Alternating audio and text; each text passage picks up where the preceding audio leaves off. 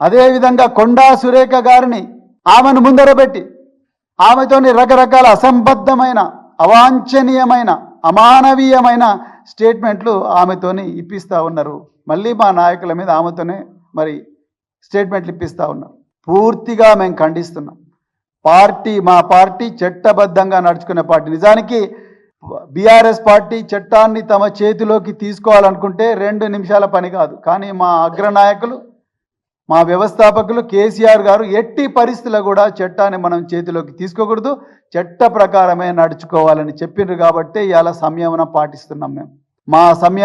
మేము ఏదైతే సంయమనం పాటిస్తున్నామో అది మా బలహీనత కాదు. గుర్తుపెట్టుకో రేవంత్ రెడ్డి, అది మా బలహీనత కాదు.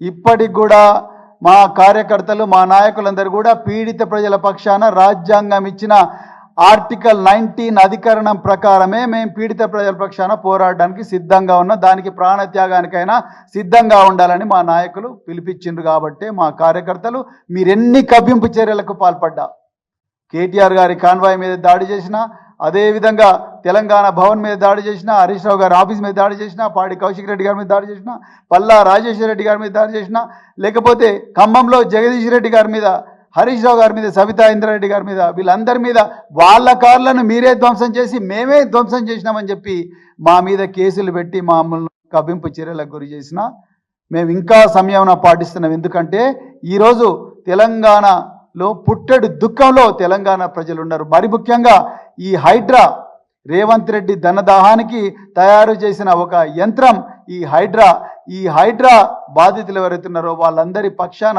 నిలబడాలి. తెలంగాణలో ఉండే లక్షలాది మంది పీడిత ప్రజల పక్షాన నిలబడాలి, వాళ్ళ తరపున పోరాటం చేయాలి.